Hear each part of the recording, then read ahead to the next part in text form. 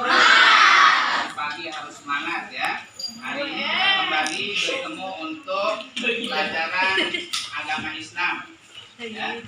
Baik, sebelum kita mulai belajar seperti biasa kita berdoa bersama-sama.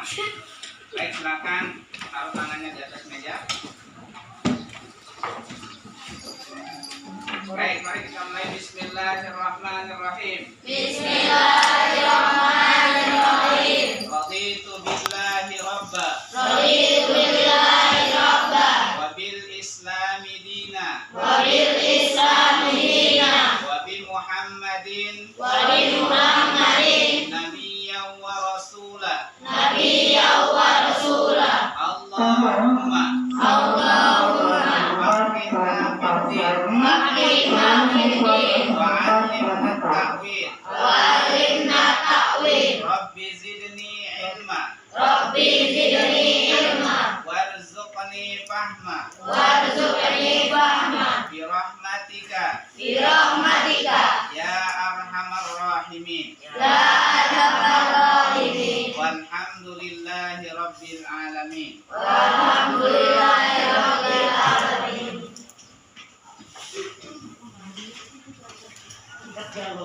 Tidak kuat. Baik, hari ini ada yang nggak masuk. Ada Pak. Pak absen dulu ya.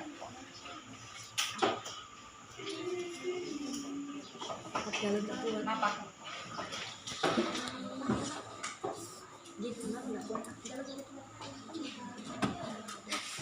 Abi Aprilio. Nabian. Satria. Aisyah. Ya. Al-Fatan. Hadir Pak. Alika. Ananta. Hadir Pak. Anik. Hadir Pak. Akifah. Adnan. Hadir Pak. Muhammad Rifan. Romi. Hadir Pak. Siti Harfinisa. Hadir Pak. Sofian Tahir. Sivana. Depan ya.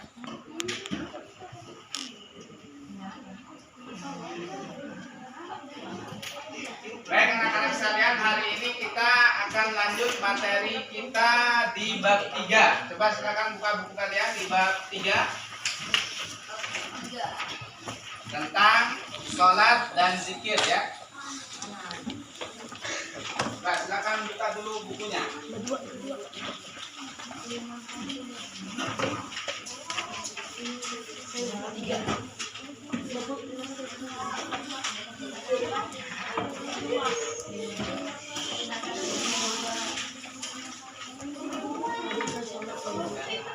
Makna sholat dan manfaat sholat dan zikir dalam kehidupan. Tapi sebelum kita masuk ke pembahasan ini, pada bab 2 yang kemarin kita ada yang masih ingat kita membahas apa? Asmaul Husna. Kalau dikaitkan dengan materi hari ini, dengan materi Asmaul Husna yang di bab 2 kemarin, apa kaitannya kira-kira? Kalau kemarin kita membahas tentang Asma Allah, masih ada ingat berapa? Yang pertama apa? Al-Alim. Yang kedua Al-Khabir. Yang ketiga Al-Basir. Terus As-Sami. Ada 4 kemarin kita bahas. Sekarang kalau kita kaitkan dengan pelajaran hari ini, ya.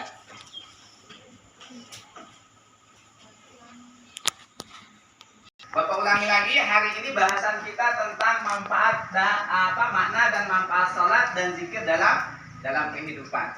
Itu ada di halaman berapa bukunya? 51. Silakan buka. Ya, buka di halaman 51. Di antara kemarin yang kita pelajari adalah asma Allah. Salah satunya apa? Ayatnya yang mengatakan walillahil asmaul husna fad'uhu biha. Jadi kaitannya nanti dengan materi kita hari ini adalah tentang sholat yang di dalamnya dikatakan sholat itu adalah doa. Ya. Baik, sebelum kita mulai membahas ini nanti ke pelajaran yang akan Bapak jelaskan, silakan Mubaik bacakan pantun bawah yang ada di sebelah ini. Pantun pembelajarannya silakan dibaca. Yang besar suaranya. Ayo.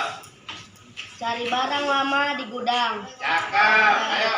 Mengikat pagar dengan kawat. Cakep. Terus. Jadikan hidup lebih terang. Cakep. Sholat 5 waktu jangan terlewat. Cakep. Kurang seru. Yang lain. Ayo, siapa yang bisa? Yang perempuan. Yang kencang suaranya. Tapi Nisa, ayo baca. Kamu baca. Yang mana, Pak? Ya, yang kedua. Yang garing suaranya. Ke Semeru pergi berkemah. Cakep. Buat teh jangan pakai gula. Cakep. Banyak-banyak beribadah. Cakep. Hindari perbuatan tercela. Ya, kasih tepuk tangan dulu untuk dua yang sudah mendapatkan pantun tentang materi kita hari ini ya. Baik anak-anak, kalian hari ini yang akan kita bahas adalah, lihat di tujuan pembelajarannya dulu di tab yang sebelah kiri. Ya, yang pertama melalui pembelajaran inquiry kalian itu dapat menghubungkan hakikat atau makna zikir dengan sholat. Itu yang pertama. Zikir itu apa, nanti sholat itu apa ketika dikaitkan dengan zikir. Kemudian nanti yang kedua adalah melalui pembelajaran everyone is teacher. Ini tapi kalau kita lakukan itu lama-lama. Seharusnya satu orang ada yang menjadi seolah-olah menjadi guru, ya. Tapi nanti Bapak ganti materinya dengan LKPD, ya. Kemudian melalui pembelajaran berbasis produk, kalian dapat membuat quote itu apa? Quote itu apa? Kata-kata inspirasi atau penyemangat, ya. Salat dan zikir mengarah pada perbuatan keji dan mungkar dalam media sosial atau media lainnya. Bisa kalian buat itu dalam bentuk poster atau pamflet yang bisa kalian tempel di kelas.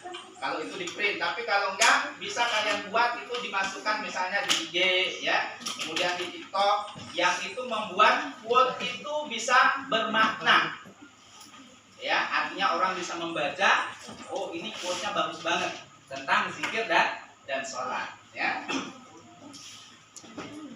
Baik, sebelum kita masuk ke pelajaran, pertanyaan yang pertama dari materi ini, yang tadi pagi sholat subuh angkat tangan.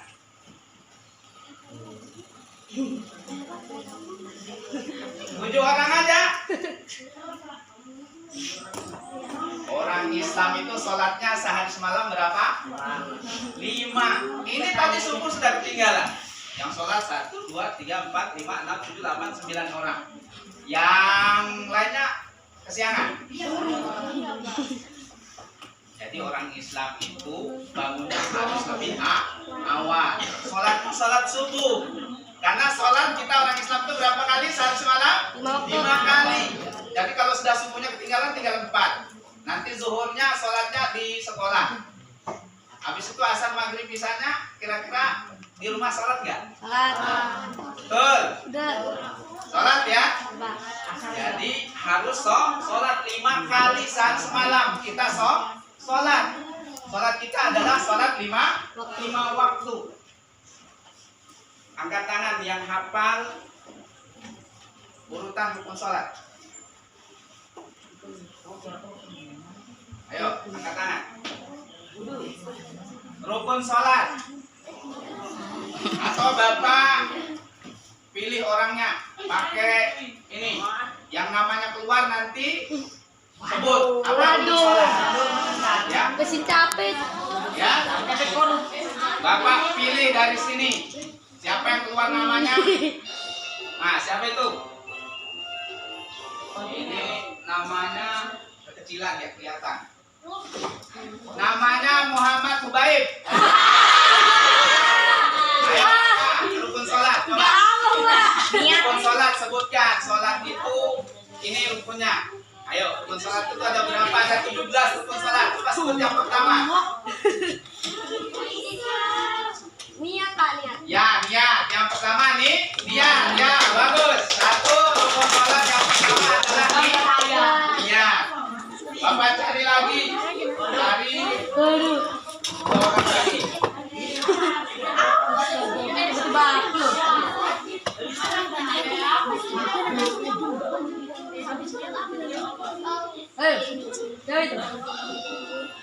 Al-Fatan, mana Al-Fatan? Ayo, apa sholat yang kedua? Takbiratul ihram, ya betul. Rukun sholat yang kedua takbiratul ihram. Ya.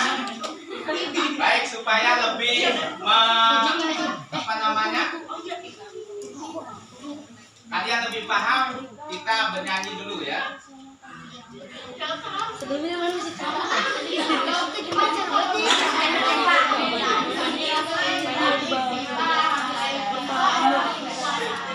Baik, perhatikan semua lagunya ya. Kita belajar rukun sholat. Nanti kalau bisa diikuti.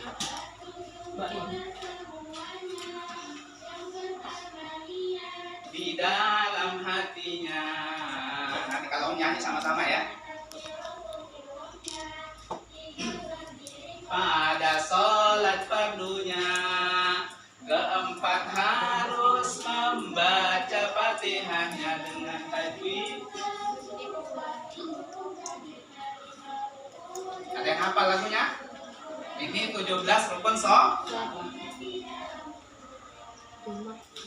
Bangun ruku inti dan namanya, delapan tumainah di bidalnya, 10 tumainah di sujudnya, duduk antara dua sujud, 12 tumainah di duduknya.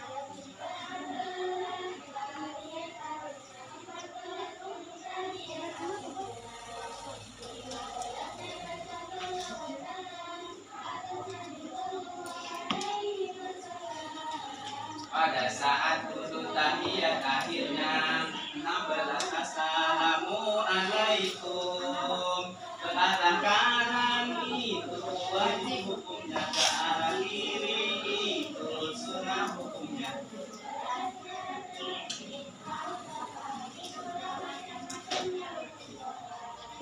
Ada yang hafal lagunya? Sekali lagi ya. Ayo kalau mau ikut diikutin. Di dalam hatinya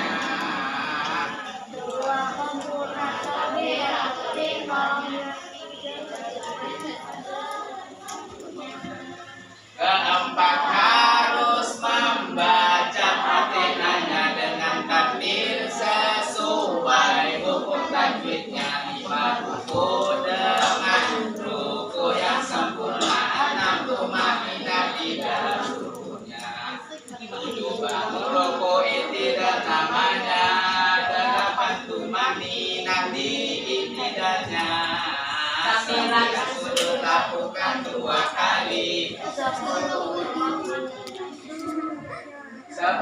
duduk antara dua sujud, 12 tumainah di duduknya, yang ke-13 14 tahiyat akhirnya, 15 baca sholawat atas Nabi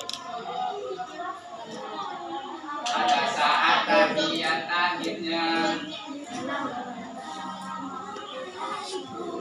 Ke arah kanan itu wajib hukumnya, ke arah kiri itu sunnah hukumnya. 17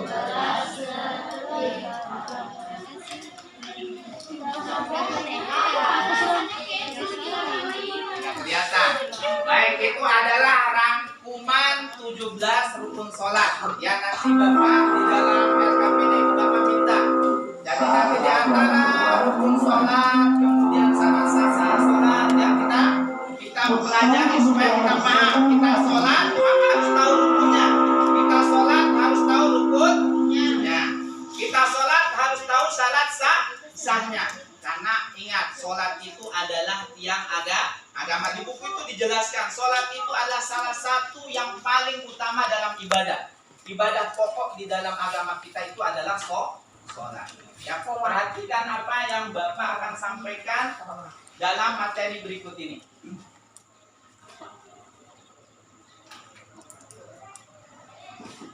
Yang pertama, pertanyaan Bapak, bagaimana sholat mempengaruhi hubungan kalian dengan Allah, dengan diri kalian sendiri? Sholat itu adalah hubungan kita dengan Allah, ya, dengan diri kita.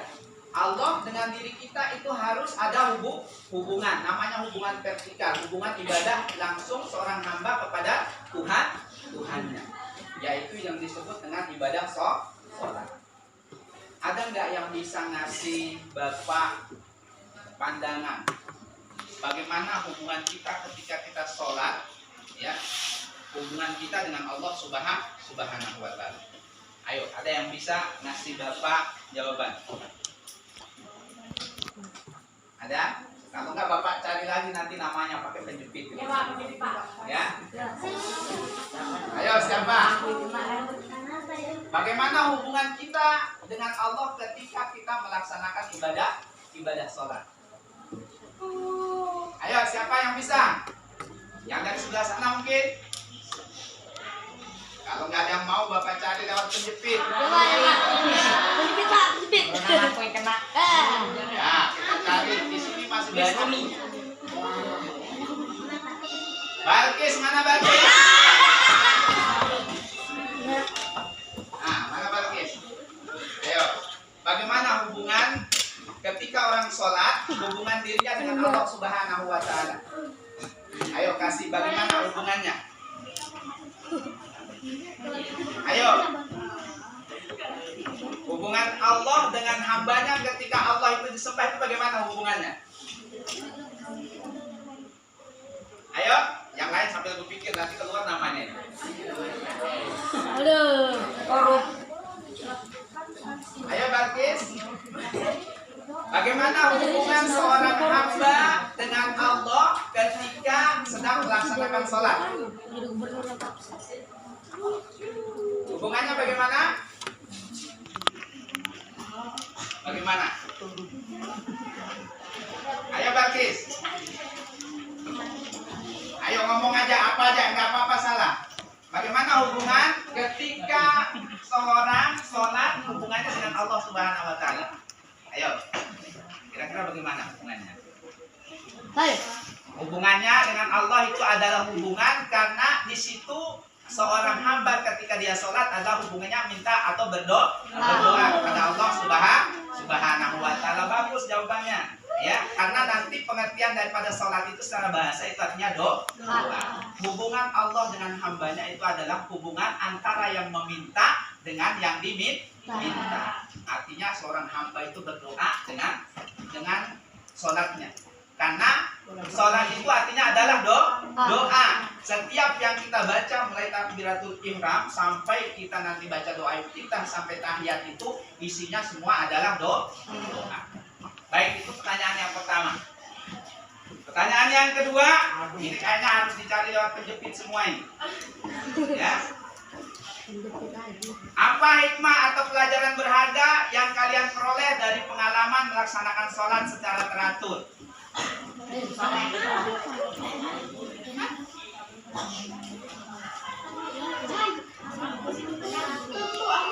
Akifah. Mana Akifah? Ayo, Akifah apa? Bagaimana hubungannya tadi kalau ketika kita sholat, ya? Apa pertanyaan tadi? Masih ada yang ingat pertanyaannya? Apa hikmah atau pelajaran berharga yang dapat kita ambil dari sholat yang kita laksanakan secara teratur? Ayo, apa? Kita setiap hari itu teratur melaksanakan sholat, waktunya sudah ditentukan, waktunya itu sudah Dari subuh sampai isya ditentukan. Inna sholata 'alal mu'minina kitaban mawquta. Sesungguhnya sholat bagi seorang muslim itu sudah ditentukan waktunya. Nah, ketika waktu yang dipakai untuk melaksanakan sholat itu, coba ceritakan apa hikmah pelajaran yang berharga yang kalian dapatkan dari sholat secara teratur. Apa? Hati menjadi tenang. Ya, sholat itu membuat orang menjadi tenang. Ya, karena di antara ibadah yang membuat orang bisa tenang itu adalah ibadah sholat. Tidak ada ibadah lain selain sholat. Ya, kemudian zikir yang membuat hati orang itu bisa tenang. Ala bizikrillah tatma'innul qulub. Ingatlah, dengan berzikir itu membuat hati orang bisa menjadi tenang. Bagus jawabannya, Pak. Ya, baik, untuk pertanyaan pemantik Bapak cukupkan sampai di situ. Baik, sekarang kita lanjut ke materi. Silakan diperhatikan bukunya. Sekarang makna ibadah sholat. Ya, ibadah sholat itu adalah ibadah pokok dalam agama kita. Karena ibadah ini adalah ibadah yang sangat khusus. Kenapa dikatakan sangat khusus? Karena ketika perintah sholat itu akan diberikan kepada Nabi Muhammad SAW, Allah langsung mengundang beliau, memperjalankan beliau Isra Mi'raj untuk menjemput perintah sholat. Begitu pentingnya ibadah ini. Sehingga kalau ibadah sholat ini kita tinggalkan, perhatikan, kalau ibadah sholat ini kita tinggalkan, maka kita sudah meruntuhkan agama kita. Karena di dalam buku itu dikatakan sholat itu adalah tiang agama. Dalam hadis dikatakan as-sholatu imadud din. Sholat itu tiang agama. Ya. Paman aqamaha faqad aqamaddin. Siapa yang mendirikan sholat, dia sudah mendirikan agama, menegakkan agama. Paman tarakaha faqad hadamaddin. Barang siapa yang meninggalkan sholat berarti dia sudah meruntuhkan agama, merusak agama. Oleh karena itu, mulai dari sekarang kalian harus belajar untuk melaksanakan sholat. Karena ini adalah ibadah pokok. Bahkan dalam hadis dikatakan nanti di hari kiamat awwalu ma yuhasabu yaumal qiyamah as-sholat. Nanti di hari kiamat yang paling pertama akan dihisab, yang akan dihitung oleh Allah Subhanahu wa taala dari hamba-hambanya itu adalah ibadah sholat. Kalau sholatnya baik, maka amal-amal yang lainnya ikut baik. Kalau sholatnya bolong-bolong, sholatnya nggak baik, maka seluruh amalnya juga menjadi tidak baik. Jadi pangkalnya di mana? Pangkalnya adalah ibadah sholat. Nah, sehingga pengertian sholat di situ apa tadi? Sholat secara bahasa dikatakan adalah doa. Sholat secara bahasa itu artinya adalah berdoa. Ya, perhatikan bukunya sambil dilihat. Kemudian Abi mana? Coba Bi, di buku itu sholat secara istilah apa pengertiannya Bi? Nah, Anda perhatikan Abi. Ayo, mana? Tadi sholat secara bahasa artinya adalah doa. Sedangkan sholat secara istilah artinya apa? Apa Bi? Ketemu Bi? Mana Bi?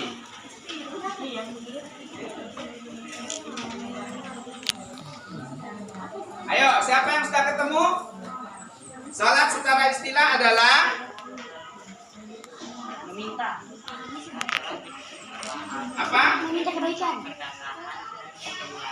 Suatu ibadah ya yang perkataan kemudian perbuatan yang dimulai dari takbiratul ihram dan diakhiri dengan salam. Jadi ibadah yang dimulai dengan takbiratul ihram, perkataannya itu sudah diatur, ya, nggak boleh sembarangan. Allahu Akbar itu nggak boleh diganti dengan bahasa daerah. Allahu Akbar misalnya ganti pakai bahasa apa? Bahasa Inggris. Allah biggest, nggak boleh. Harus pakai bahasa Arab karena perkataannya itu sudah diatur, gerakan-gerakannya sudah diatur. atur mulai takbiratul ihram sampai nanti kita kepada assalamualaikum. Itu adalah pengertian sholat secara istilah fikih itu seperti itu. Tapi secara bahasa tadi yang disebut dengan sholat itu adalah berdoa untuk memohon kebaikan. Bagaimana? Contoh ada nggak yang bisa ditunjukkan kepada Bapak? Di dalam sholat itu mana doa yang menunjukkan kita memohon kebaikan kepada Allah Subhanahu wa Ta'ala? Doa kita ketika kita ngapain? Ayo angkat tangan. Kalau sholat itu dikatakan doa, coba sebutkan satu gerakan yang di dalam gerakan itu kita berdoa kepada Allah Subhanahu wa Ta'ala. Ayo, siapa yang bisa? Atau dicari lewat penjepit lagi?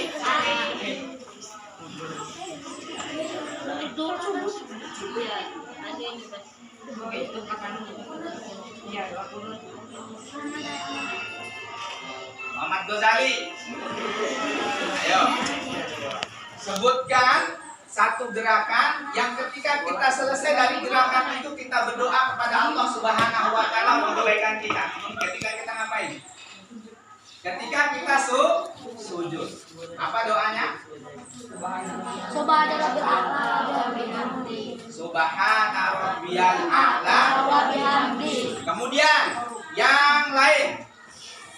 Ayo, siapa yang bisa? Yang perempuan lagi. Nih Pak, doa. Apa gerakannya? Kemudian setelah gerakan itu kita melapaskan doa. Apa? Ketika kita ngapain? Ayo Siva. Yang paling banyak kita berdoa ketika kita duduk di antara dua sujud. Ada berapa doa di situ? 3. Rabbi firli Wajabuni warfaqni warzuqni wahdini wa'ini wa'afini. Coba ulang lagi. Rabbi zidni warhamni wajabuni warfaqni warzuqni wahdini wa'afini wa'afini. Ada 8 doa. Rabbi firli artinya apa? Ya Allah ampuni warhamni rahmati wajburni Warfaqni. apa artinya? Tutup tidak kekuranganku atau aib. Warfa'ni angkatlah derajat. Warzukni Wahdini. berilah aku rizki. Wahdini artinya dulu berilah aku petunjuk. Wa'afini berilah aku wa'fu anni ampunilah aku. Itu doa yang kita minta di dalam sholat. Makanya sholat secara bahasa itu artinya doa. Makanya kita ketika sholat itu harus khusyuk dan harus betul-betul fokus dengan apa yang kita lakukan, apa yang kita baca. Ya. Baik, kita lanjut.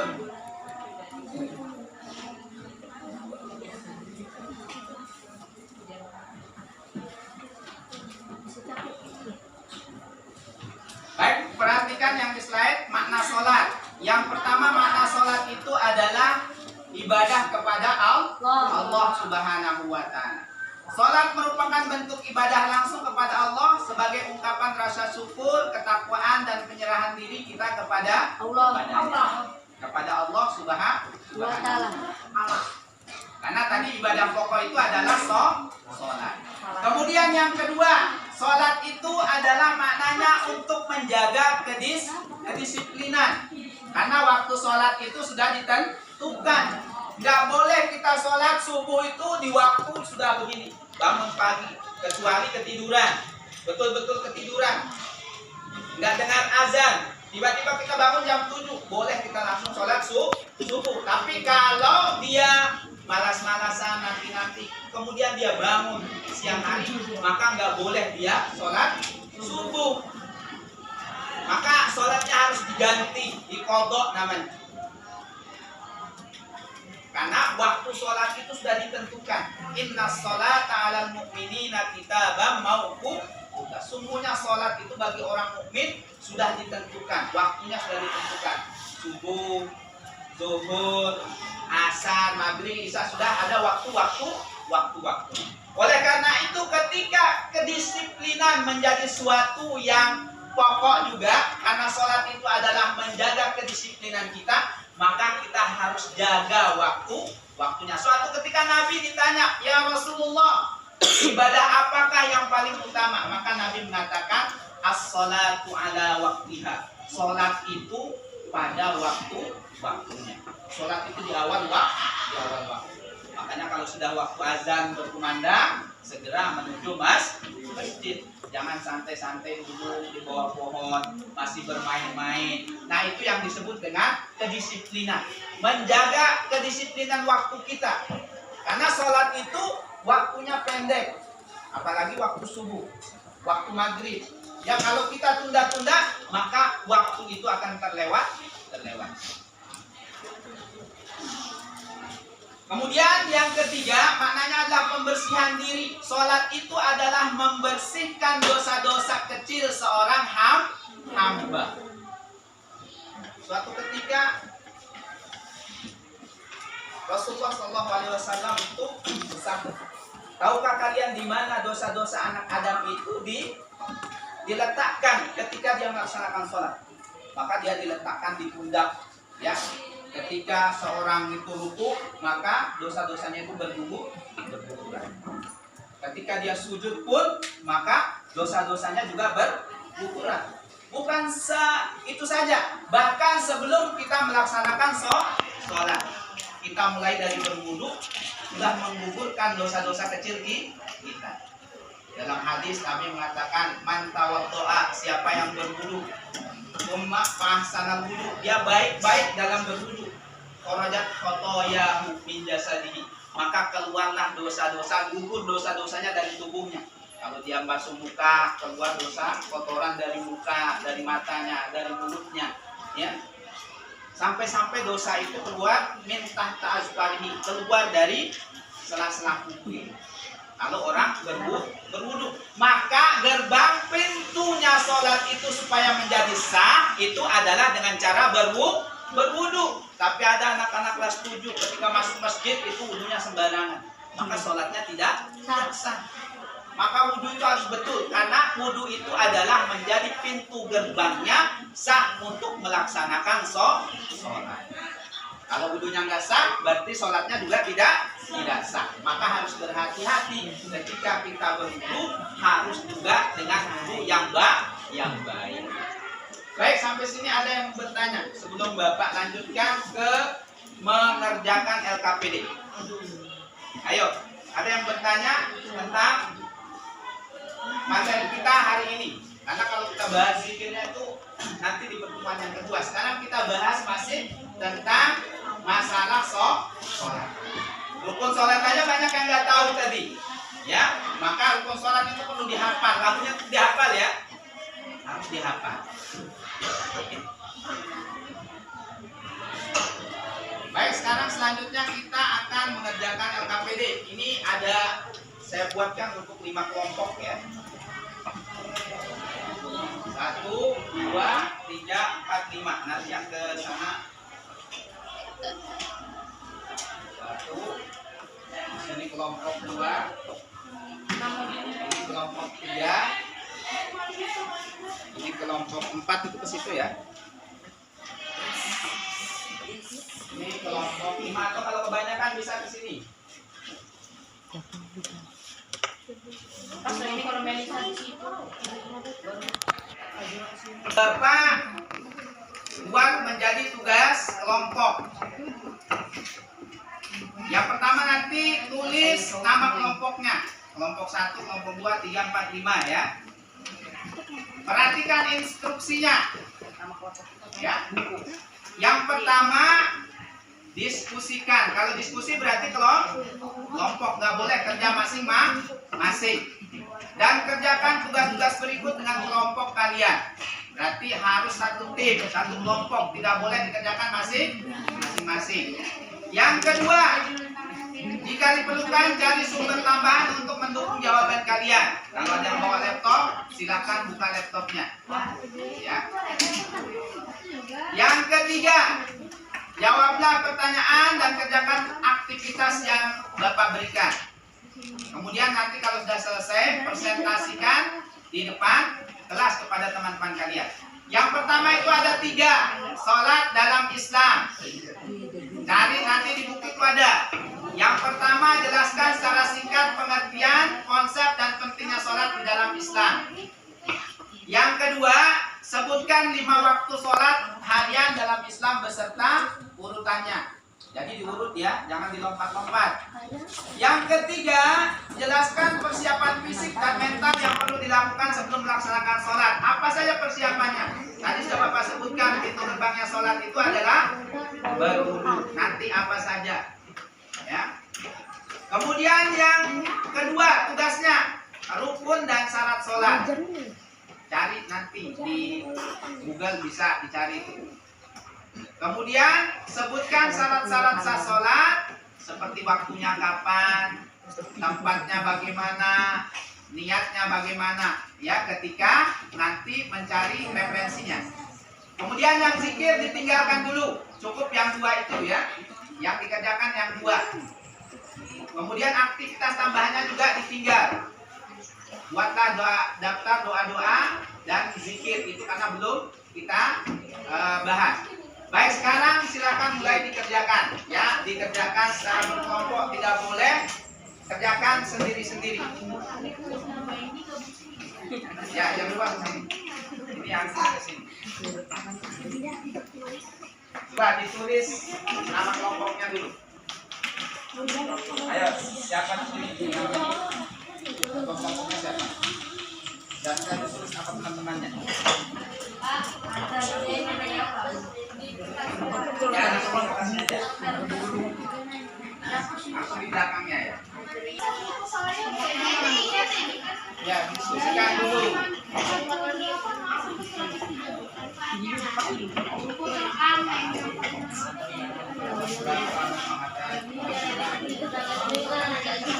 Jelaskan secara singkat pengertian konsep dan pentingnya sholat dalam Islam. Oke, Kak Sari. Ayo, ya kalau sudah dapat jawabannya langsung ditulis, jangan ditonton aja. Makna sholat dulu di sini. Tadi mana sholat secara bahasa itu berarti. Taruh di sini konsepnya pengertiannya. Jadi tulis secara apa? Pengertian sholat secara bahasa itu ada di sini. Ya, konsepnya sudah jadi kerjakan dulu jelaskan secara singkat kemudian udah sholat di sini secara bahasa, di sini secara bahasa sholat, nanti secara istilah baru tulis di bawahnya mana itu sholat. Nah, sholat secara bahasa, mereka tulis di sini. Ya, jawabannya siapa yang mau tulis? Silakan tulis.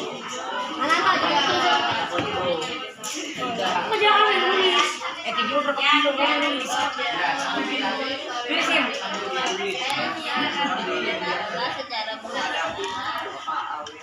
Sholat secara bahasa. Sambil nyari di sini bisa juga sambil melihat di dalam bukunya ya. Kan di situ kalau yang sudah ada dalam buku tinggal dilihat. Rumahnya ya. Nah, kita kasih pada pertemuan yang akan datang ya. Jangan jadi lama-lama. Baik, perhatikan ke depan semua. Baik, sebelum Bapak akhiri, kita mari buat kesimpulan. Siapa ada yang berani menyimpulkan materi kita hari ini? Siapa? Berapa kilo? Ayo. Satu orang yang berani menyimpulkan apa yang barusan kita pelajari dari materi sholat, ya. Ayo, ada yang berani menyimpulkan? Atau dicari lewat menjepit lagi? Jepit. Apa? Dari satu orang untuk memberikan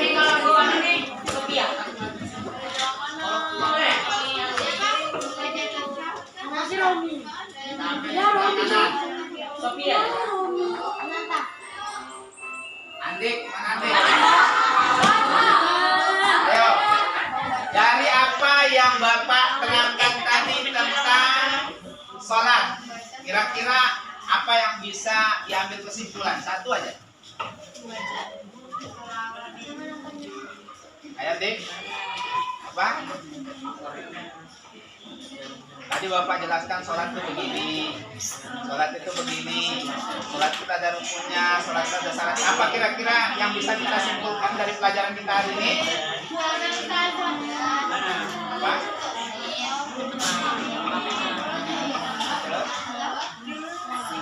Yang keras suaranya. Yang lain perhatikan, yang lain. Yang lain perhatikan. Andik mau membuat kesimpulan dari pelajaran kita hari ini. Apa kira-kira Andik?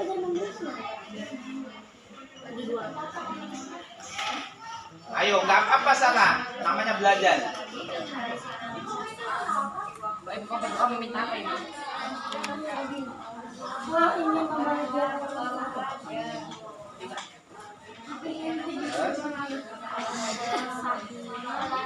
Amin. Agak dapat apa? Agak dapat apa? Ayo Andik. Ayo siapa yang bisa bantu? Apa kesimpulan dari pelajaran kita hari ini? Ya kan? Apa? Ayo, apa kira-kira kesimpulannya hari ini pelajaran kita?